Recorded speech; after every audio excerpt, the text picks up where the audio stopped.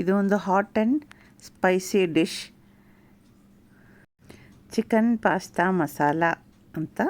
Hot chicken ಹಾಗೆ ಸಾಫ್ಟಾಗಿರೋ pasta ಎರಡು mix ಮಾಡಿರೋಂಥ ಚಿಕನ್ ಪಾಸ್ತಾ ಮಸಾಲ.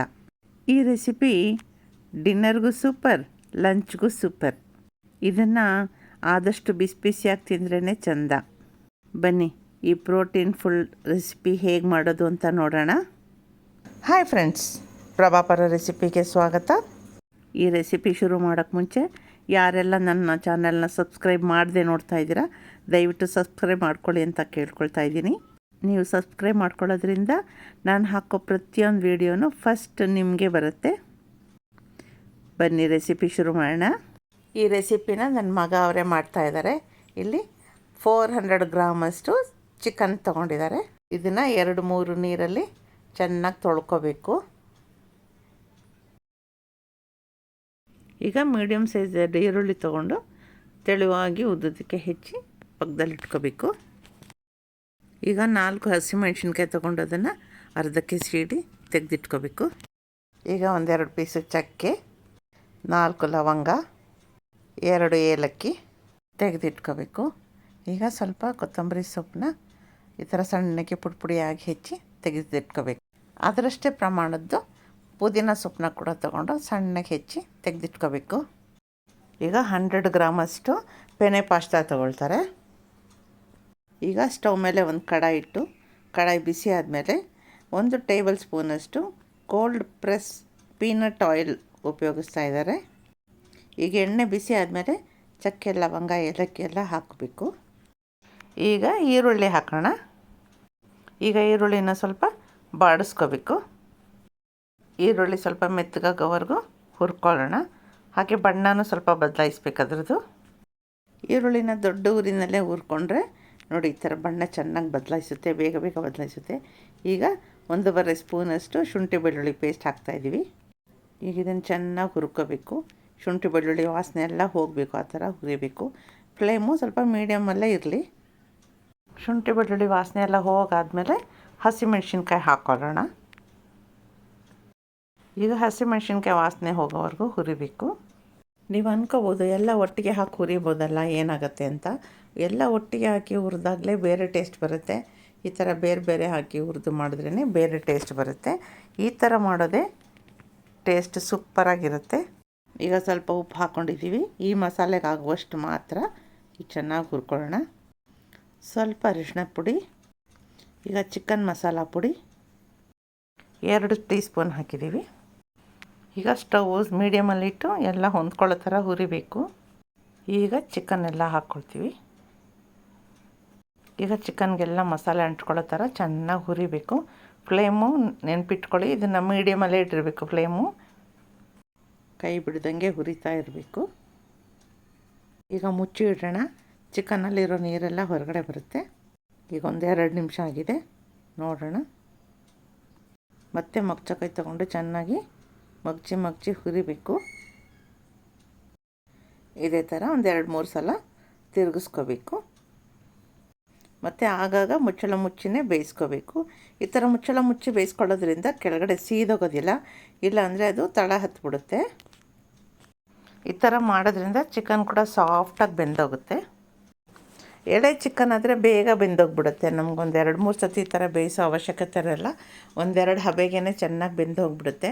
ಅದು ಬೆಂದಿದೆಯಾ ಇಲ್ವಾ ಅಂತ ನೋಡೋಕ್ಕೆ ಒಂದು ಚಾಕು ತೊಗೊಂಡು ಪೀಸ್ ಮೇಲೆ ಈ ಥರ ಚುಚ್ಚಿ ನೋಡಿದ್ರೆ ಈಸಿಯಾಗಿ ಒಳಗೋದ್ರೆ ಬೆಂದೋಗಿದೆ ಅಂತ ಅರ್ಥ. ಈಗ ಇದಕ್ಕೆ ಸ್ವಲ್ಪ ಕರ್ಬೇವಿನ ಸೊಪ್ಪು ಹಾಕೊಳ್ಳೋಣ ಮೇಲೆ. ಇದು ಹಸಿ ಕರ್ಬೇವಿನ ಸೊಪ್ಪು ಹಾಕೋದ್ರಿಂದ ಒಂಥರ ಫ್ಲೇವರ್ ಕೊಡುತ್ತೆ, ತುಂಬ ಚೆನ್ನಾಗಿರುತ್ತೆ. ನೋಡ್ತಾ ಇದ್ದೀರಲ್ಲ ಫ್ರೆಂಡ್ಸ್, ಚಿಕನ್ ಮಸಾಲ ಎಷ್ಟು ಜ್ಯೂಸಿಯಾಗಿದೆ ಅಂತ. ಈಗ ಚಿಕನ್ನ ಪಕ್ಕಕ್ಕೆ ತೆಗೆದಿಟ್ಟಾಗಿದೆ. ನೀರು ಕುದಿ ಬಂದಮೇಲೆ ಪಾಸ್ತಾ ಹಾಕ್ಕೋಬೇಕು. ನೀರಿಗೇ ಸ್ವಲ್ಪ ಉಪ್ಪು ಸಹ ಹಾಕ್ಕೊಂಡಿರಬೇಕು. ಈ ಪಾಸ್ತಾನ ನೀವು ಒಂದು 5-8 ನಿಮಿಷದವರೆಗೂ ಬೇಯಿಸ್ಕೋಬೇಕು. ಈಗ ಸುಮಾರು ಬೆಂದಾದಮೇಲೆ ಈ ಥರ ಗಂಜಿ ಥರ ಅದ್ರ ನೀರು ಬರುತ್ತಲ್ಲ, ಅದೊಂದು ಅರ್ಧ ಕಪ್ಪು, ಒಂದು 3-4 ಸೌಟಷ್ಟು ತೆಗೆದಿಟ್ಕೋಬೇಕು. ಈಗ ಜಾಲರಿ ಸಹಾಯದಿಂದ ಈ ಪಾಸ್ತಾನೆಲ್ಲ ಹೊರಗಡೆ ತೆಕ್ಕೊಂಬಿಡೋಣ. ಈಗ ಉಳಿದಿರೋ ನೀರನ್ನೆಲ್ಲ ಚೆಲ್ಬಿಟ್ಟು ಈಗ ನಾವು ಮಸಾಲೆ ಮಾಡಿಟ್ಟಿದ್ವಲ್ಲ ಚಿಕನ್ ಮಸಾಲ, ಅದನ್ನು ತೆಗೆದು ಇಲ್ಲಿ ಇಟ್ಕೊಳ್ಳೋಣ. ಅದು ಸ್ವಲ್ಪ ಆರೋಗಿರುತ್ತಲ್ವ, ಈಗ ಮತ್ತೆ ನಾರ್ಮಲಾಗಿ ಅದನ್ನು ಬಿಸಿ ಮಾಡ್ಕೋಬೇಕು. ಚೆನ್ನಾಗಿ ಅದು ಕುದಿಯೋಕ್ಕೆ ಶುರುವಾಗಿದ ತಕ್ಷಣ ಪೀಸೆಲ್ಲ ಈ ಥರ ಸಪ್ರೇಟ್ ಮಾಡ್ಕೊಂಬಿಡ್ಬೇಕು. ಈಗ ಈ ಮಸಾಲೆಗೆ ನಾವು ನೀರು ತೆಗೆದಿಟ್ಟಿದ್ವಲ್ಲ ಪಾಸ್ತಾ ನೀರು, ಆ ಪಾಸ್ತಾ ನೀರನ್ನ ಇದಕ್ಕೆ ಹಾಕಬೇಕು. ಯಾತಕ್ಕೆ ನಾವು ಈ ಪಾಸ್ತಾ ನೀರೇ ಹಾಕಬೇಕು, ಬೇರೆ ನೀರು ಹಾಕ್ಬೋದು ಅಂತ ಅನ್ಕೋಬೋದು. ಯಾತಕ್ಕೆ ಅಂದರೆ ಪಾಸ್ತಾ ನೀರು ಒಂದು ಸ್ವಲ್ಪ ಪಾಸ್ತಾದು ಹಿಟ್ಟೆಲ್ಲ ಹೊರಗಡೆ ಬಂದು ಅದು ಗಂಜಿ ಥರ ಇರುತ್ತೆ. ಸೊ ನಮಗಿಲ್ಲಿ ಅದು ಒಂಥರ ಗ್ರೇವಿ ಥರ ಆಗುತ್ತೆ. ಬೇರೆ ನೀರು ಹಾಕಿದ್ರೆ ನಮ್ಮ ಗ್ರೇವಿ ಎಲ್ಲ ತೆಳುವಾಗ್ಬಿಡುತ್ತೆ. ಅದರಿಂದ ನಾವು ಪಾಸ್ತಾ ನೀರು ಹಾಕೋದೇ ಒಳ್ಳೆಯದು. ಹಾಗೆಯೇ ಅದು ತುಂಬ ಸಪ್ಪೆ ಇರುತ್ತೆ, ನಾವು ಅದಕ್ಕೆ ಉಪ್ಪು ಬೇರೆ ಹಾಕಿರ್ತೀವಲ್ವ, ಅದರಿಂದ ಆ ಪಾಸ್ತಾ ನೀರೇ ಹಾಕ್ಕೊಳ್ಳೋದೇ ಒಳ್ಳೆಯದು. ಇವಾಗ ಈ ನೀರು ಕುದಿಯೋಕ್ಕೆ ಶುರುವಾಗಿದ ತಕ್ಷಣ ನಾವು ಈ ಪಾಸ್ತಾನೆಲ್ಲ ಇದಕ್ಕೆ ಹಾಕ್ಕೊಂಬಿಡೋಣ. ಹಾಕ್ಬಿಟ್ಟು ಚೆನ್ನಾಗಿ ಅದನ್ನು ತಿರುಗಿಸ್ಬೇಕು. ಈ ಥರ ತಿರುಗಿಸೋದ್ರಿಂದ ಪಾಸ್ತಾ ಮಸಾಲ ಎಲ್ಲ ಅದ್ರದ್ದು ಒಳಗಡೆ ಹೋಗುತ್ತೆ. ಇಲ್ಲಾಂದರೆ ತುಂಬ ಸಪ್ಪೆ ಇರುತ್ತೆ, ಏನು ಟೇಸ್ಟ್ ಇರೋಲ್ಲ ಅದರಲ್ಲಿ, ಟೇಸ್ಟ್ಲೆಸ್ ಆಗಿರುತ್ತೆ ಅದು. ಅದರಲ್ಲಿ ಮಸಾಲೆ ಎಲ್ಲ ಹೋದಾಗಲೇ ಚೆನ್ನಾಗಿ ಅನಿಸೋದು ತಿನ್ನೋಕ್ಕೆ. ಅದಕ್ಕೆ ಆ ಥರ ಚೆನ್ನಾಗಿ ಈ ಥರ ಹುರ್ಕೋಬೇಕು. ಅದು ಒಂದು ಸ್ವಲ್ಪ ನೀರಲ್ಲಿ ಹಾಕಿದ ತಕ್ಷಣ ಮೆತ್ತಗೆ ಹಾಕ್ಬಿಡುತ್ತೆ, ಆದರೆ ಬೆಂದಿದೆ ಅಂದ್ಕೊಂಬಿಡ್ಬೇಡಿ. ನೋಡಿ, ಈ ಥರ ಚಾಕು ಟಚ್ ಮಾಡಿದ ತಕ್ಷಣ ಈ ಥರ ಕಟ್ಟಾಗಿಬಿಡ್ಬೇಕು. ಅದು ಆ ಥರ ಅದನ್ನು ಬೇಯಿಸ್ಕೋಬೇಕು. ಹಾಗೆ ನೋಡಿ, ಎಲ್ಲೂ ಮಧ್ಯದಲ್ಲಿ ವೈಟ್ ಅಂಶ ಇರಬಾರ್ದು. ಅದು ಮೇಲೆ ಬೆಂದು ಒಳಗಡೆ ಗಟ್ಟಿ ಇದ್ದಾಗ ಒಳಗಡೆ ಅಂಶ ಸ್ವಲ್ಪ ಬಿಳಿಗಿರುತ್ತೆ, ಆ ಥರ ಎಲ್ಲ ಇರಬಾರ್ದು. ಈಗ ನಾನು ತೋರಿಸಿದ ಥರ ಫುಲ್ ಕಂಪ್ಲೀಟಾಗಿ ಒಂದೇ ಕಲರ್ ಆಗಿದ್ದಾಗ ಬೆಂದಿದೆ ಅಂತ ಅರ್ಥ. ಈಗ ಪಾಸ್ತಾ ಗೊಜ್ಜೆಲ್ಲ ಹೀರ್ಕೊಂಡು ಸ್ವಲ್ಪ ಡ್ರೈ ಆಗಿದೆ.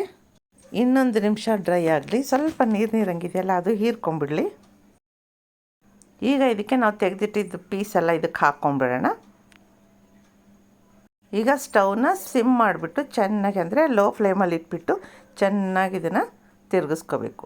ಈಗ ಪೀಸಲ್ಲಿರುವಂಥ ಗೊಜ್ಜು ಕೂಡ ಎಣ್ಣೆ ಎಲ್ಲ ಇದೆ ಅಲ್ವಾ, ಅದು ಸಹ ಹೊರಗಡೆ ಬಂದಿರುತ್ತೆ. ಅದನ್ನು ಸಹ ಹಾಕ್ಬಿಟ್ಟು ಚೆನ್ನಾಗಿ ಈ ಥರ ಮಾಡಬೇಕು. ನಮಗೆ ಪಾಸ್ತಾ ಮೇಲೆಲ್ಲ ಚೆನ್ನಾಗಿ ಮಸಾಲೆ ಎಲ್ಲ ಹೊಂದ್ಕೊಂಬಿಡುತ್ತೆ. ನೋಡಿ, ಇದಾಗಿದೆ. ಸ್ಟವ್ ಆಫ್ ಮಾಡಿದ್ದೀವಿ. ಈಗ ಮಾಮೂಲಂಗೆ ಕೊತ್ತಂಬರಿ ಸೊಪ್ಪನ್ನ ಗಾರ್ನಿಷ್ ಮಾಡಿದ್ರೆ ನಮ್ಮ pasta chicken masala ready. Bachelors ಎಲ್ಲ ಇದನ್ನು ಆರಾಮಾಗಿ ಮಾಡ್ಕೊಂಡು ತಿನ್ಬೋದು. ಒಬ್ಬೊಬ್ಬರೇ ಇರ್ತಾರಲ್ಲ, ಮಕ್ಕಳು, ಹುಡುಗರು, ಹುಡುಗಿಯರು, ಅವರೆಲ್ಲ ಮಾಡ್ಕೊಂಡು ಚೆನ್ನಾಗಿ ತಿನ್ಬೋದು. ಎನರ್ಜಿನೂ ಚೆನ್ನಾಗಿರುತ್ತೆ, ಹಾಗೆ ಟೇಸ್ಟ್ ಕೂಡ ಚೆನ್ನಾಗಿರುತ್ತೆ. ಹಾಗೆ ಸ್ವಲ್ಪದ್ರಲ್ಲೇ ಚೆನ್ನಾಗಿ ಹೊಟ್ಟೆ ತುಂಬಿಡುತ್ತೆ. ಪ್ರೋಟೀನು, ಕ್ಯಾಲೋರೀಸ್ ಎಲ್ಲ ಚೆನ್ನಾಗಿರೋದ್ರಿಂದ ಅವರ ಡಯಟಿಗೆ ತುಂಬ ಉಪಯುಕ್ತವಾಗಿರುತ್ತೆ. ಫ್ರೆಂಡ್ಸ್, ಈ ರೆಸಿಪಿ ನಿಮಗೂ ಇಷ್ಟ ಆಗಿದೆ ಅಂತ ಅಂದ್ಕೊಳ್ತೀನಿ. ನೀವು ಮನೇಲಿ ಟ್ರೈ ಮಾಡಿ, ಹಾಗೆ ಹೇಗೆ ಬಂತು ಅಂತ ಕಮೆಂಟ್ ಬಾಕ್ಸಲ್ಲಿ ಹೇಳೋದನ್ನು ಮರಿಬೇಡಿ. ನಿಮ್ಮ ಫ್ರೆಂಡ್ಸ್ಗೂ ಇದನ್ನು ತಿಳಿಸಿ. ಇದೇ ಥರ ಈಸಿ ರೆಸಿಪೀಸ್ಗೆ ನನ್ನ ಚಾನಲ್ನ ಫಾಲೋ ಮಾಡೋದನ್ನು ಮರಿಬೇಡಿ. Thank you friends, thank you for watching.